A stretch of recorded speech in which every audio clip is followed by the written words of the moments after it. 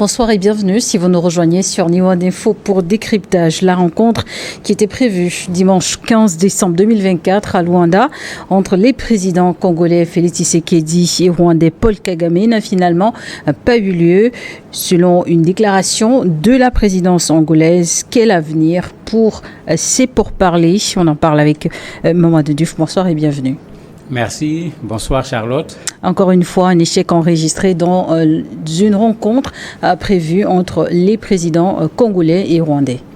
Tout à fait. C'est pas la première fois que le président angolais, qui a été chargé par l'Union africaine de faire la médiation avec l'ancien président du Kenya, rencontre des difficultés au dernier moment. C'est la énième tentative de faire en sorte qu'ils se rencontrent. Ça n'a pas marché. La seule fois où ils s'étaient rencontrés lors du sommet de l'Union africaine à Addis Abeba, la rencontre a été écourtée parce que les points de vue étaient tellement divergents qu'il ne servait à rien de continuer à discuter avec les deux. Il avait été prévu de continuer à discuter avec chacun d'entre eux séparément pour éventuellement après les mettre autour d'une même table.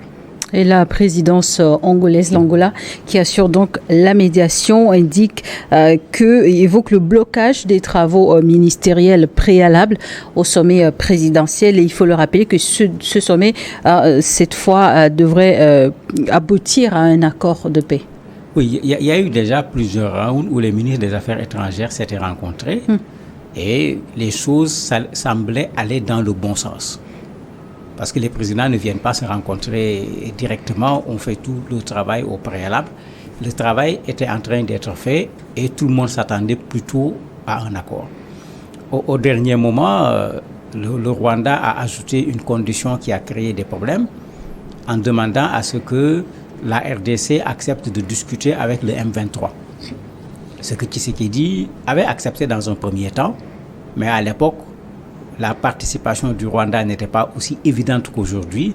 Et à l'époque, ils disaient qu'ils retournent là où ils étaient avant que la discussion ne puisse avoir lieu. C'est d'ailleurs la médiation qui avait amené la présence des soldats du Kenya, etc. Ça rentrait dans le cadre de cette médiation qui, elle aussi, n'avait pas trouvé de résultat. Donc, au dernier moment, ils ont demandé à ce que le M23 discute avec la RDC discute avec le M23, ce que la ministre des Affaires étrangères n'a pas accepté du tout, et ça a bloqué les négociations au niveau ministre des Affaires étrangères. Le président Tshisekedi était déjà sur place. Le président Kagame a fait un communiqué pour dire qu'il n'est pas nécessaire qu'il se déplace parce qu'il n'y a pas eu de solution véritablement au niveau ministériel. Il n'est pas venu, donc le sommet tout simplement n'a pas eu lieu. Ce n'est pas qu'il a échoué, mais il n'y a pas eu de sommet puisque toutes les parties n'étaient pas présentes à la rencontre. Et on s'en souvient à une des rencontres où le M23 avait participé. Le groupe avait décidé de quitter, privilégiant la voie des armes. L'enjeu aujourd'hui, c'est de pouvoir ramener tous les groupes armés à la table de discussion. Et est-ce une mission impossible finalement? Elle n'est pas impossible, mais elle est difficile. Elle est difficile parce que pour dire les choses comme elles sont, le pouvoir de Congolais, de la RDC, rencontre des difficultés dans cette zone. Le M23, au contraire, est en train petit à petit de conquérir de plus en plus de territoires. Et bien sûr, plus ils s'installent dans la zone, plus ils se mettent en position de force pour des discussions. Alors que la logique qui a été développée par le président Tshisekedi, c'est le contraire. Ils retournent dans leurs montagnes.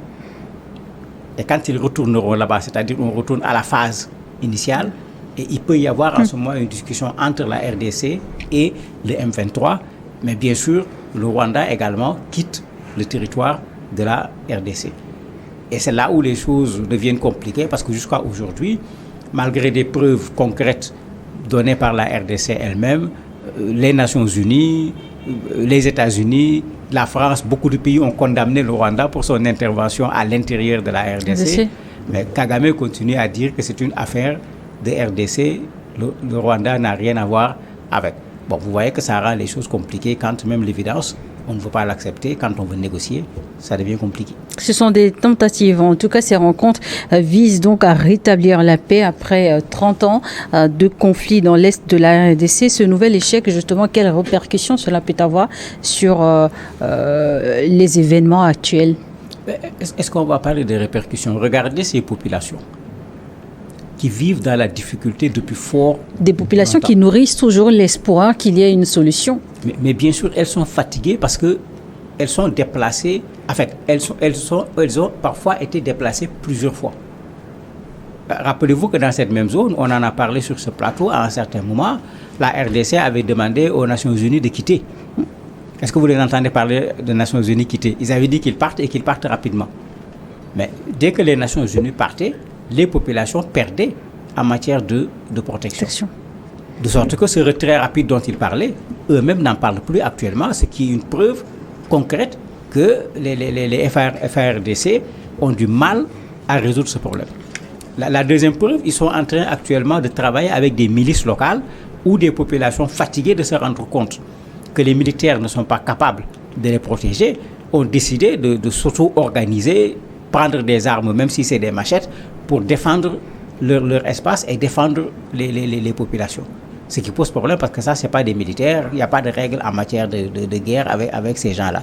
Mais tous ces éléments font qu'effectivement, dans la situation actuelle, le président Tshisekedi n'est pas très bien placé pour s'adresser aux populations de RDC qui sont là-bas surtout, déplacées, vivant dans des conditions extrêmement difficiles depuis fort longtemps, mais même aux populations de la RDC de façon générale, parce que lors de son discours d'investiture, pour la première investiture, mais une promesse forte qu'il avait faite, c'était de résoudre ce problème. Aujourd'hui, le problème s'est plutôt aggravé avec le retour du M23, parce que quand il parlait de retour de ce problème, c'est plutôt les ADF qui posaient problème à l'époque. Kinshasa refuse toujours catégoriquement d'envisager une quelconque discussion directe avec le M23, refutant toute négociation. Mais quels pourraient être les points positifs d'une telle rencontre? En fait, Kinshasa ne refuse pas en fait, il y a des conditions pour discuter avec le M23. Ils ne disent pas on ne va pas discuter avec le M23, puisque il faut rappeler que le M23 est un mouvement qui est né parce qu'il considère qu'il y a des accords qui avaient été signés et qui n'ont pas été respectés. Donc, la RDC ne refuse pas le principe de la discussion avec le M23. Mais ils veulent que le M23 retourne dans leur cantonnement d'abord. Bien sûr que le Rwanda sorte sa main de cette affaire. En ce moment, le M23, mouvement congolais tout simplement, il peut y avoir une discussion avec le pouvoir congolais. Et le M23, comme je disais tout à l'heure, eux qui sont en train de gagner du territoire, eux qui sont en train d'avancer, de plus en plus, ils ne veulent plus entendre parler de retour dans les zones où ils étaient avant que la guerre ne reprenne il y a 3 ans. Ils ne veulent plus en entendre parler. D'ailleurs, une des médiations qui avait amené la force d'interposition avec les Kenyans surtout avait échoué à cause de cela, parce que malgré la présence des Kenyans, ils n'avaient pas réussi à ramener le M23 dans ses positions avant la reprise de la guerre, de sorte que les populations se sont même levées pour demander le départ des forces kenyanes qui étaient au niveau du pays. Le chef a été enlevé à l'époque à cause des manifestations des populations qui l'accusaient, même ce qui n'était pas vrai quand même, d'être de connivence avec les rebelles du M23. Après l'annulation de la rencontre, sinon du sommet de dimanche dernier, Kinshasa a appelé la communauté internationale à témoin. Qu'attend la RDC de la communauté internationale? On s'en souvient, un appel à la RDC qui avait réclamé des sanctions contre le Rwanda à la tribune de l'ONU n'avait pas eu de suite. Oui, le président Tshisekedi à plusieurs reprises a été très clair là-dessus en réclamant des sanctions contre le Rwanda. D'abord, au départ, c'était la condamnation du Rwanda, ce qu'il a finalement quand même obtenu, puisque les Nations Unies l'ont fait, d'autres pays également l'ont fait. À un certain moment, il ne parlait plus de condamnation, mais il parlait de sanctions. Il l'a fait à la tribune des Nations Unies. Il l'a fait également au sommet de la francophonie.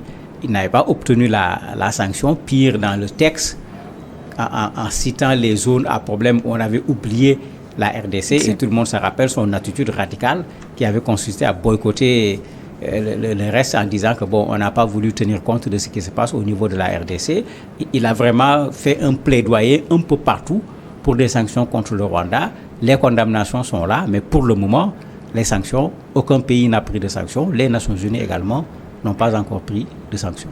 Quelle analyse faire de l'implication de la SADC ou sinon de l'appui de la SADC dans la résolution de ce conflit en RDC?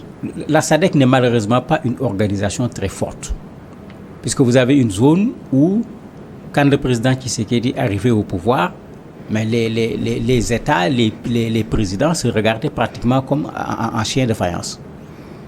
C'est avec Tshisekedi qui a essayé de faire son travail comme un président qui vient d'arriver. Il s'était rapproché du Rwanda, ce qui n'était pas le cas quand Kabila était au pouvoir. Il a fait la même chose avec le Burundi.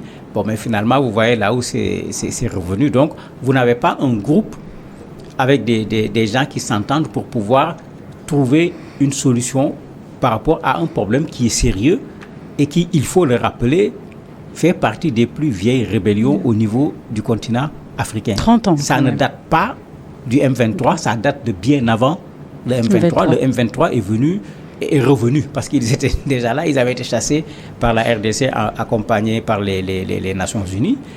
Ils sont revenus tout simplement. Donc il faut qu'on comprenne que résoudre ce problème, ce n'est pas résoudre le problème du M23 tout simplement. Il y a le cas également des ADF. Mais aujourd'hui, c'est les M23 qui sont au devant. C'est eux qui mènent les opérations sur le terrain. C'est pourquoi c'est d'eux qu'on parle le plus. Mais il y a des dizaines de groupes rebelles armés dans cette zone.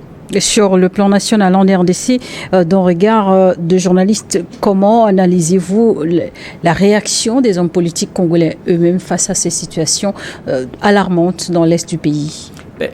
Les hommes congolais, les hommes politiques sont déçus par l'attitude de Tshisekedi, par l'attitude, j'allais dire, tardive de Tshisekedi. Si vous vous rappelez, bien avant la campagne électorale, quelqu'un comme Martin Fayulu a toujours eu des prises de position fortes. Sa première prise de position, c'était qu'il fallait renvoyer l'ambassadeur du Rwanda qui se trouve au niveau de la RDC et ramener l'ambassadeur de la RDC qui se trouve au niveau du Rwanda. Ensuite, il a participé à des marches pour demander à ce que on donne les moyens aux militaires pour qu'ils attaquent. Il a même participé à d'autres marches où les gens demandaient carrément que le président Tshisekedi déclare la guerre au Rwanda. Vous voyez que ces gens ne peuvent pas être satisfaits parce que c'est vrai que le président Tshisekedi a changé de posture. Sa posture est devenue plus forte, surtout un peu avant la dernière campagne pour l'élection présidentielle, mais ça n'atteint pas encore la posture de certains parmi l'opposition qui disent que ce n'est plus la peine de parler de M23, c'est le Rwanda qui nous attaque à travers le M23. Donc le problème, ce n'est pas le M23, c'est le Rwanda. La communauté internationale à laquelle fait appel la RDC pourra-t-elle influencer et permettre la contribution ou sinon la participation du Rwanda aux discussions? Moi, je me dis que c'est peut-être les sanctions qu'il faut. Parce que quand des choses traînent jusqu'à un certain niveau, la méthode qui marche, c'est la méthode des sanctions. Mais quand je dis sanctions, on ne parle pas de sanctions où c'est les populations qui payent les pots cassés. Une sanction peut être faite par rapport à ces militaires, par rapport au président rwandais. En clair, des sanctions Kagame. De quel ordre? Mais de plusieurs ordres. Empêcher à Kagame de participer aux rencontres internationales, puisque c'est quelque chose qui peut se faire facilement, empêcher à ses ministres de circuler dans un certain nombre de pays, etc. Il y a tout un ensemble de choses qui peuvent être faites. Même envoyer là-bas une force carrément, quand les gens reconnaissent que c'est la RDC qui est attaquée, mais il est normal que la RDC soit soutenue. Mais ça ne se fait généralement pas. Au mieux, on fait une force d'interposition. Il y a une, comme je disais, qui a déjà été essayée et qui n'a pas marché du tout. Il y a des casques bleus qui sont déjà là-bas, mais là-bas, c'est la RDC qui avait décidé que les gens partent et finalement qui a changé de position. Ça fait quand même, du point de vue de la communauté internationale aujourd'hui, la RDC qui a attaqué les populations de cette zone ont attaqué les camps des casques bleus des Nations Unies au point que ces gens ont été obligés de tirer sur les populations. Ça fait que quand vous dites à ces gens-là, maintenant, venez à notre secours, il y a un peu de paradoxe également dans ce discours finalement, parce que c'est vous qui avez dit on ne voulait pas, et maintenant vous êtes en train de vouloir obtenir à nouveau de l'aide parce que les conditions sont devenues difficiles. Et dans le dossier congolais, peut-on également interpeller une responsabilité de l'Union africaine? C'est la première responsabilité, mais l'Union africaine a toujours du mal à résoudre les problèmes à l'échelle africaine, alors que c'est elle qui devrait être au devant pour cela. Ici, une initiative a été prise, c'est le président Macky Sall qui était président de l'Union africaine à l'époque. On a demandé, comme on le fait quand il y a un problème dans une zone, on préfère que le médiateur soit de la zone. C'est pourquoi le président angolais avait été choisi à l'époque. Après le Kenya. Il a fait des démarches, mais finalement, ça n'a pas pu résoudre le problème jusqu'à aujourd'hui. On voit cette dernière démarche qui est encore une autre tentative parmi les tentatives que le président angolais a eues. Il est en train de faire ce qu'il peut, mais ça bloque sérieusement, et surtout du côté du Rwanda, ce qui se comprend parce que n'oublions pas que cette zone-là est particulièrement riche au niveau du sous-sol, et ça a toujours été convoité aussi bien par le Rwanda, par l'Ouganda et par d'autres pays frontaliers avec la RDC. Merci, Bantu Diouf, d'avoir accepté répondre à nos questions. Merci à vous également de nous avoir suivis dans le décryptage du jour.